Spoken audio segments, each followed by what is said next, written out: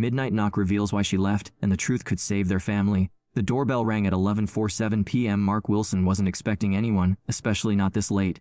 His 5-year-old daughter, Emma, had finally fallen asleep after another night of asking when Mommy was coming back.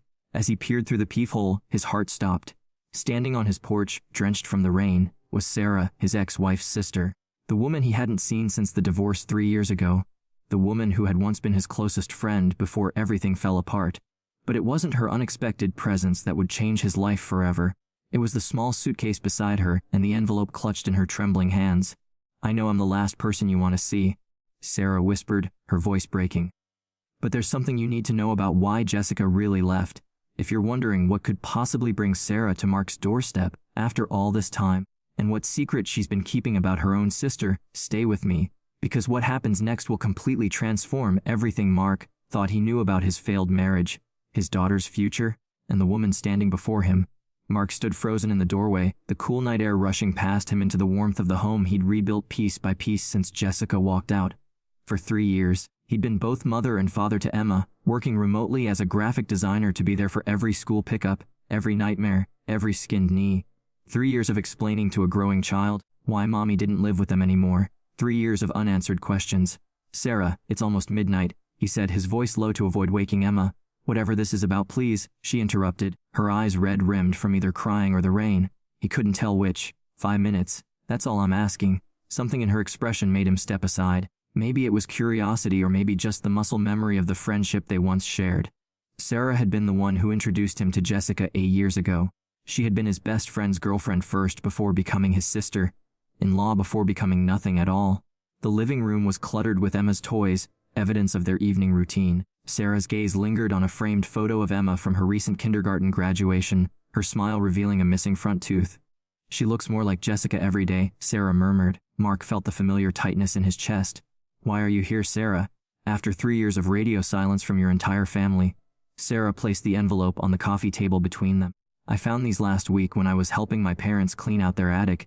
Jessica made me promise never to tell you, but she took a deep breath. I can't keep this secret anymore. Not after seeing what it's done to Emma." "To you?" Mark stared at the envelope, his name written in Jessica's unmistakable handwriting. "What is this?" "Medical records," Sarah said quietly, "and a letter she wrote to you but never sent. If you're feeling invested in Mark and Emma's story already, please hit that like button and subscribe to see more content like this, because what Sarah reveals next will make you question everything about love, sacrifice, and the length someone might go to protect the people they care about." Mark's hands trembled as he opened the envelope. Inside were hospital documents dated 6 months before Jessica left. Diagnosis: stage 3 ovarian cancer, treatment options, survival rates, and beneath it all, a handwritten letter.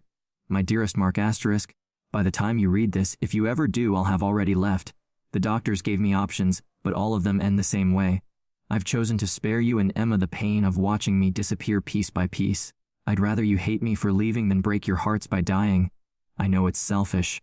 I know Emma deserves better, but I can't bear the thought of her memories of me being tainted by hospitals and sickness. Asterisk, I've made Sarah promise not to tell you. Please don't blame her. All my love always. Jessica asterisk." Mark looked up, his vision blurred. "She's been sick all this time. Where is she now?" She's alive," Sarah said quickly. "But that's the second part of why I'm here." She hesitated. "The treatments worked better than expected. She's been in remission for almost a year." "A year?" Mark's voice rose, and he immediately glanced toward Emma's bedroom. "She's been cancer-free for a year and didn't think to let me know. To let her daughter know she's afraid," Sarah explained. "Afraid you won't forgive her. Afraid Emma won't understand. Afraid the cancer will come back and she'll hurt you all over again." Mark paced the small living room, running his hands through his hair. "So why now? Why are you telling me this now?" Sarah reached for her phone and pulled up a photo. It showed Jessica in a hospital bed, noticeably thinner, but smiling weakly at the camera. The date stamp was from 2 days ago. "Because the cancer is back," Sarah whispered, "and this time she's asking for you and Emma." The revelation hit Mark like a physical blow. For 3 years he'd nursed his anger, constructed a narrative where Jessica had simply abandoned them for a new life, a new start. He'd protected Emma from the truth, because he thought the truth was that her mother didn't want her enough to stay. How could he have been so wrong? "There's something else you should know," Sarah continued, her voice barely audible. "Something I've never told anyone. The weight of what Sarah is about to reveal will leave you speechless. Make sure you're subscribed so you don't miss what happens when Mark finally comes face to face with the woman who broke his heart for reasons he never could have imagined." Sarah's hands twisted in her lap. I was there the day she got the diagnosis. I went with her to every appointment after that. I watched her make this impossible choice, and I helped her pack her bags when she left you. Mark felt a surge of betrayal. You helped her abandon us. I thought I was helping her protect you, Sarah countered. But that's not what I need to tell you. She took a deep breath. The night before she left, she asked me to promise something else. She made me promise that if she ever went into remission, I would check on you and Emma, not just once but regularly, to make sure you were okay. Mark frowned. But you never. I did, Sarah interrupted. For 3 years. I've been watching from a distance. The coffee shop across from Emma's school. I worked there part-time just to see her walk in with you every morning. The anonymous donations to her school fundraisers. That was me using the money Jessica left me to take care of her daughter from afar. The children's books that mysteriously arrive on Emma's birthday and Christmas. Jessica picks them out, but I'm the one who leaves them on your porch when you're not looking. Mark sank onto the couch, overwhelmed. All this time she's been loving you both the only way she thought she could. Sarah finished, and all this time I've been. She stopped, color rising to her cheeks. You've been what? Mark pressed. Sarah looked away. I've been falling in love with the man my sister left behind, with the father who rebuilt his life for his daughter. With you, Mark. The confession hung in the air between them as impossible as it was inevitable. Mark stared at Sarah, seeing her for the first time in years. The woman who had been his friend before anything else. The woman who had kept her sister's devastating secret while silently watching over the family Jessica left behind. I shouldn't have said that. Sarah backpedaled. That's not why I'm here. Jessica needs you now. Mark's mind raced. Where is she? Memorial Hospital. She was admitted yesterday when her pain became too severe to manage at home. Mark checked his watch. Almost 1:00. I can't just wake Emma and take her to a hospital in the middle of the night to see the mother she barely remembers. I know, Sarah nodded. That's why I came tonight, to give you time to process this, to decide how to tell Emma. Jessica doesn't expect you to come right away. She just wanted you to know the truth. Finally, Mark stood and walked to the window, looking out at the rain-slick street. 3 years, he murmured. 3 years of thinking she just didn't love us enough. She loved you too much, Sarah corrected gently. Too much to let you watch her die. And now Mark turned back to her. Now she might die anyway, and Emma will lose her mother all over again.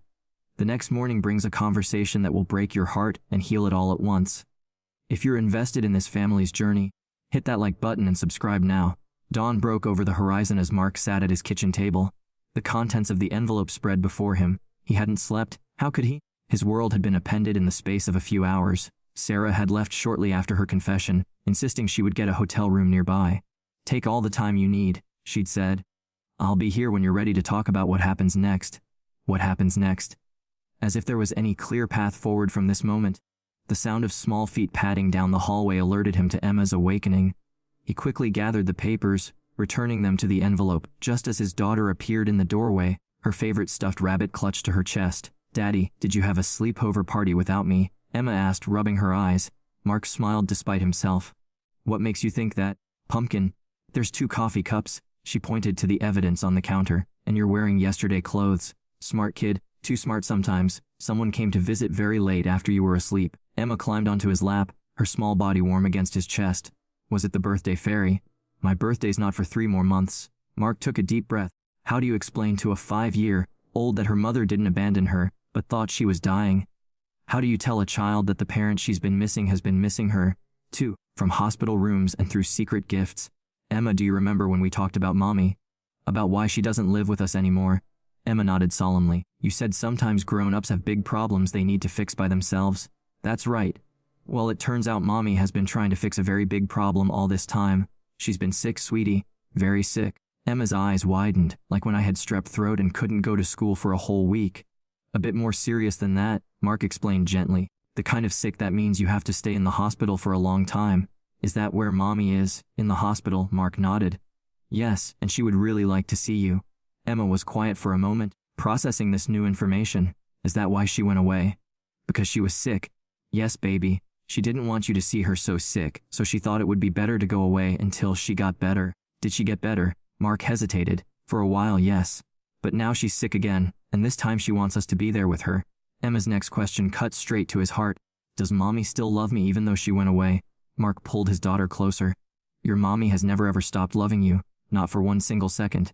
Can we go see her today? Emma asked, her voice small but hopeful. Yes, Mark decided. We can go see her today. As he helped Emma get dressed, Mark's phone buzzed with a text from Sarah. Jessica had a rough night. Doctors are with her now. Take your time, but don't wait too long. Asterisk. The hospital corridor seemed endless as Mark walked hand in hand with Emma, Sarah leading the way. They'd stopped at the gift shop, where Emma had carefully selected a plush bear wearing a get-well-soon t-shirt. Now, as they approached Jessica's room, Mark felt Emma's grip tighten. What if she doesn't remember me? Emma whispered. Mark knelt down to her level. She remembers everything about you. Every single day you've been apart has been hard for her too. Sarah knocked gently on the door before pushing it open. The room was dimly lit, the blinds drawn against the midday sun, and there, propped up against a mountain of pillows, was Jessica. Mark barely recognized her. The vibrant, laughing woman he'd married had been replaced by someone fragile, her once thick brown hair now a short, wispy covering on her head. But her eyes, those were the same. And when she saw Emma, those eyes filled with tears. Emma, Jessica breathed, her voice raspy but filled with wonder. My beautiful girl. Emma hesitated in the doorway, suddenly shy. Mark gave her a gentle nudge. It's okay, sweetheart. Emma took a tentative step forward, then another, until she was standing beside the bed. She held out the bear. I brought you this. His name is Mr. Hugs. He helps me when I'm sick. Jessica accepted the bear with trembling hands. He's perfect. Thank you. Daddy says, you've been sick for a really long time, Emma continued, gaining confidence. Is that why you couldn't come to my birthday parties? Jessica nodded, unable to speak for a moment. Yes, baby, that's why, and I've missed every single one of them. That's okay, Emma said with the simple forgiveness only a child could offer. You can come to my next one. It's going to be unicorn-themed. Jessica looked up at Mark, her eyes asking the question she couldn't voice. Will I be here for her next birthday? Mark moved closer to the bed, his anger from the previous night melting away at the sight of Jessica suffering. Emma, why don't you show Mommy your missing tooth? Tell her about how the tooth fairy came. As Emma launched into her story, climbing carefully onto the edge of the bed, Mark stepped back to stand beside Sarah in the doorway. Thank you, he whispered, for bringing her back to us, even if it's just for now.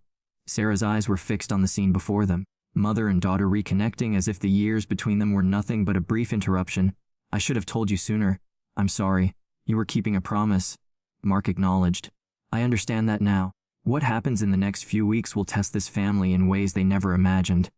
But the greatest challenge might be what Sarah confessed in that late-night conversation. If you want to know how this story ends, make sure you've subscribed. The days blurred into weeks as their lives reorganized around hospital visits. Emma brought her school projects to show Jessica, curling up beside her mother's bed to read the books that had mysteriously appeared on past birthdays. Mark took a leave of absence from work, juggling Emma's school schedule with Jessica's treatment schedule, and through it all, Sarah remained. She brought coffee when the hospital cafeteria had closed. She stayed with Emma when Mark needed to speak privately with doctors. She became the bridge between the life they had been living and the uncertain future ahead. One evening, as Jessica slept and Emma colored quietly in the corner of the hospital room, Mark found Sarah in the hallway, staring out the window at the setting sun. The oncologist says the new treatment is showing promise, Mark said, joining her. Her numbers are improving.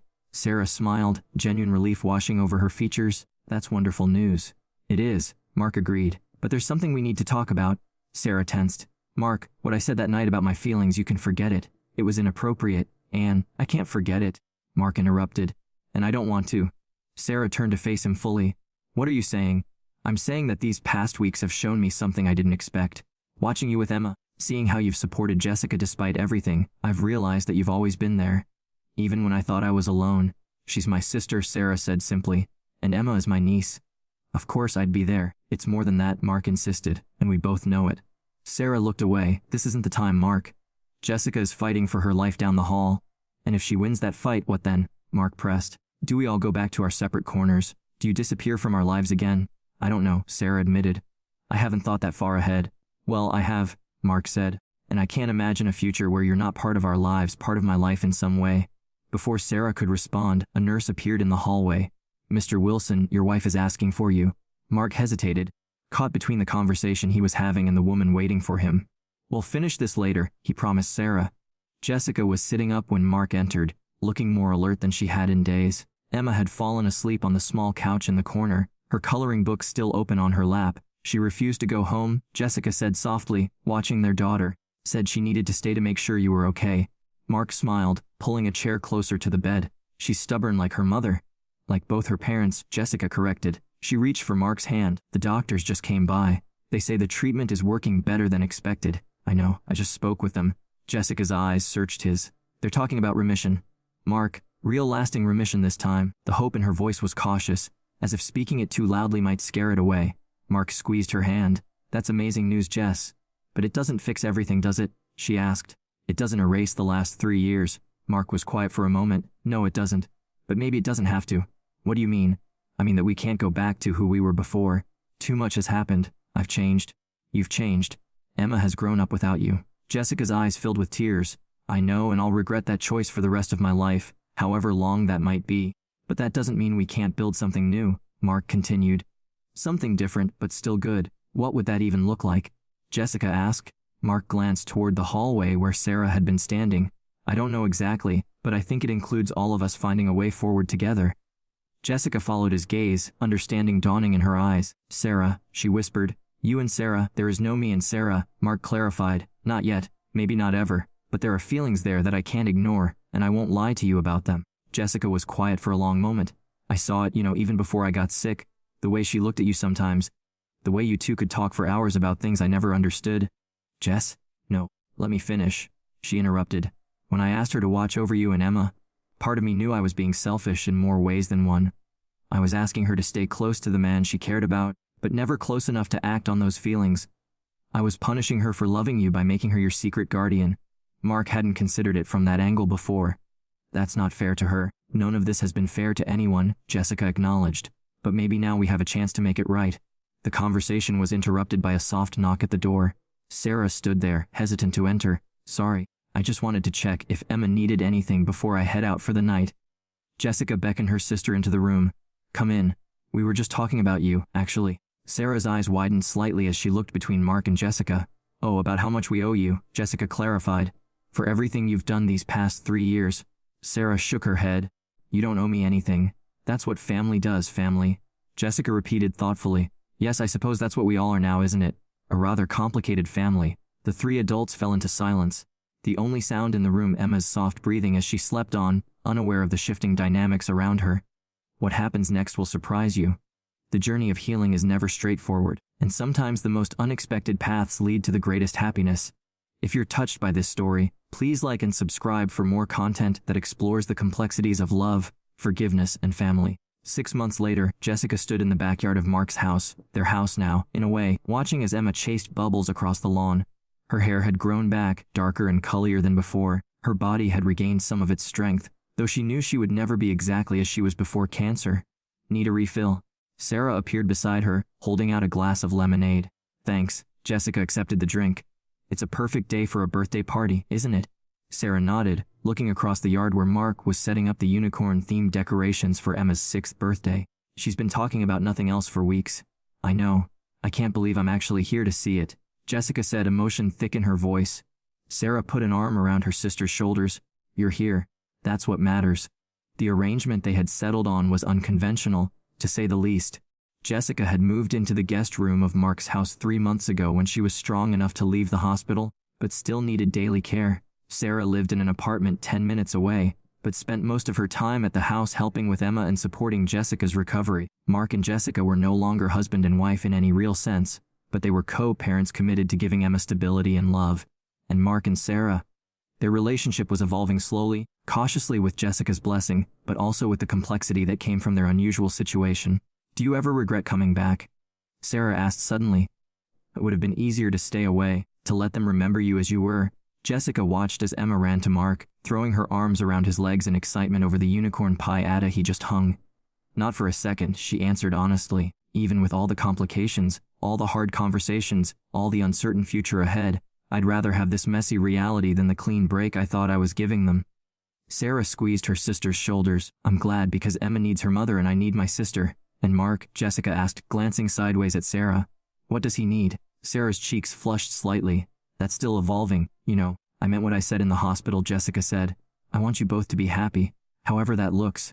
Before Sarah could respond, Emma came bounding over her face alike with excitement. Mommy, Aunt Sarah, Daddy says it's time for cake and presents. Jessica knelt down, opening her arms to her daughter. Lead the way, birthday girl. As they gathered around the table, Mark lighting the candles on the unicorn cake, Jessica caught his eye across the flickering flames. There was a warmth there different from the love they once shared, but no less meaningful. A look that said, *, we made it. Against all odds, we found our way back to each other, even if it's not the way we expected. Emma closed her eyes tight, making her wish before blowing out all 6 candles in one determined breath. The adults cheered, and Mark began cutting slices of cake. "What did you wish for, sweetie?" Sarah asked. Helping to serve, Emma shook her head solemnly. "Can't tell or it won't come true, but I think it's already starting to." Later that night, after the party had ended and Emma was tucked in bed with her new toys, the 3 adults sat on the back porch watching the stars emerge in the darkening sky. "I have something to tell you both," Jessica said, breaking the comfortable silence. "The doctors called yesterday with my latest scan results." Mark and Sarah both tensed, turning to her with identical expressions of concern.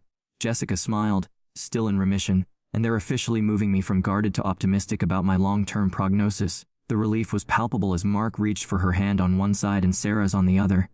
"That's the best birthday present Emma could have asked for," he said. "Speaking of presents," Jessica continued, "I've been thinking about what's next for all of us." "What do you mean?" Sarah asked. "I mean that I'm getting stronger every day. Soon I won't need to live here for medical reasons." Jessica took a deep breath. "I've been looking at apartments nearby, close enough to see Emma every day, but giving everyone some space to figure out what comes next." Mark frowned. "Jess, you don't have to." "I do," she interrupted gently. "Not just for you and Sarah, but for me too. I need to learn who I am now after everything, and Emma needs to see that her parents can love her completely, even if we live in different houses." Sarah was quiet, processing this unexpected development. "Are you sure?" Jessica nodded, "More sure than I've been about anything in a long time." She looked between them. "We've been given a second chance, all of us, and I don't want to waste it trying to force our lives back into old patterns that don't fit anymore." As the night deepened around them, the 3 sat together, connected by hands and history and hope for the future. It wasn't a conventional happy ending, but it was theirs, hard-won and honest. Emma's birthday wish, whispered in the moment before she blew out her candles, had been simple. "I wish for my family to stay together forever." And in her 6-year-old wisdom, perhaps she understood something the adults were still learning. That together didn't have to mean what it once did. It could mean something new, something stronger, forged in the fire of loss and recovery. If this story touched your heart, please like and subscribe for more content that explores the beautiful complexity of human relationships. Remember that sometimes the most painful chapters of our lives can lead to the most unexpected blessings, and that family in all its forms is worth fighting for. 3 years later, on Emma's 9th birthday, Mark stood in the kitchen of his home, putting the finishing touches on another unicorn cake, a tradition that had continued despite Emma's insistence that she was too old for baby stuff now. "Need any help?" Sarah asked, coming up behind him and wrapping her arms around his waist. The diamond ring on her left hand caught the light as she reached around him to swipe a bit of frosting. "Hey, that's for the birthday girl," Mark protested, turning to face his wife of 6 months. Sarah grinned. "She won't miss one tiny taste." The doorbell rang, and Emma's voice called out from the living room. "I'll get it. It's probably Mom." Mark and Sarah followed Emma to the door where Jessica stood with a large wrapped package and a bright smile. Her hair had grown long again, though she kept it shorter than before her illness. 5 years cancer-free had restored much of her health, though she would always carry the physical and emotional scars of her journey. "Happy birthday, sweetheart." Jessica hugged Emma tightly before nodding to Mark and Sarah. "The place looks great. Unicorns forever, huh?" Emma rolled her eyes dramatically. "Dad insists. I wanted a science theme this year." "Well, I brought something that might satisfy both requirements," Jessica said, handing over the package. "Go ahead, open it." Emma tore into the wrapping paper to reveal a high-powered telescope. "No way. This is amazing. Your mom and I went in on it together," Sarah explained. "She found it. I helped assemble it last night at her place." The easy cooperation between Jessica and Sarah had been the most unexpected development of all. What had begun as a complicated triangle of guilt, obligation, and unspoken feelings had evolved into a genuine friendship between the 2 sisters, strengthened by their shared love for Emma and their commitment to creating a healthy extended family. Jessica had found her own path forward, too.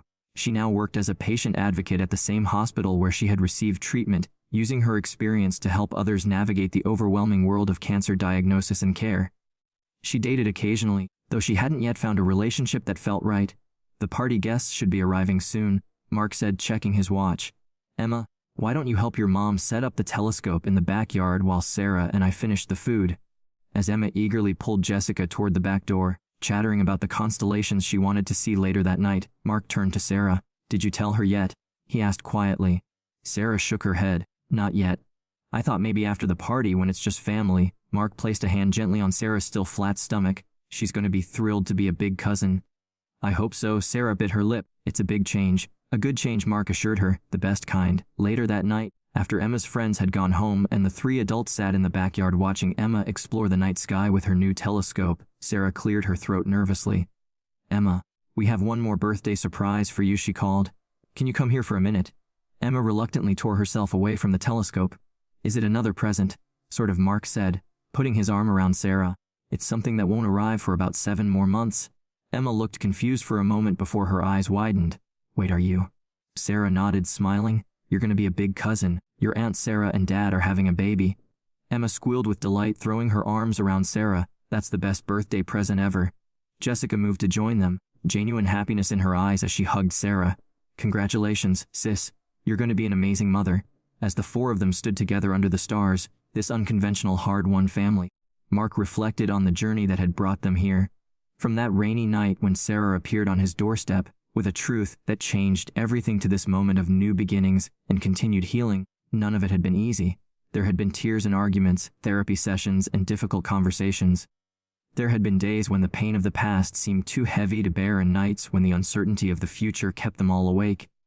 But there had also been forgiveness, understanding, growth, and most importantly, there had been love. Not the simple, uncomplicated love of fairy tales, but the messy, resilient love of real life, the kind that breaks and heals and transforms into something stronger than before. As Emma returned to her telescope, pointing out constellations to her mother, Mark squeezed Sarah's hand. "Thank you," he whispered. "For what?" she asked. "For knocking on my door that night. For being brave enough to tell the truth. For staying even when it was complicated." Sarah leaned her head against his shoulder. Some doors once open change everything. And in the quiet backyard, under a canopy of stars, the family that had been broken and rebuilt continued writing their story. Not the one they had originally planned, but perhaps the one they were always meant to live. If this story touched your heart, please like and subscribe for more content that explores the beautiful complexity of human relationships. Remember that sometimes the most painful chapters of our lives can lead to the most unexpected blessings, and that family in all its forms is worth fighting for. Together didn't mean the same, but it meant stronger, healed by truth and love.